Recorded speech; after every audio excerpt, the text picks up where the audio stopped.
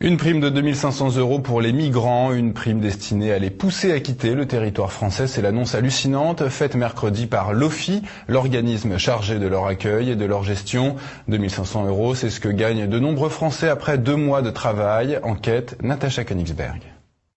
Pour pousser les migrants à partir, migrants qui, rappelons-le, sont entrés illégalement sur le territoire français, voici donc la dernière trouvaille de l'Office français d'immigration et d'intégration. Un machin gouvernemental chargé de les gérer sur le sol français et éventuellement de les pousser à repartir. Jusqu'ici, la prime au départ était de 650 €. On ne parle pas de prime, mais d'allocation. En octobre dernier, cette prime avait été gonflée pour atteindre 1 000 €. Au Moyen-Orient ou en Afrique, 1 000 € représentent de 4 à 8 mois de salaire mensuel, rien de moins.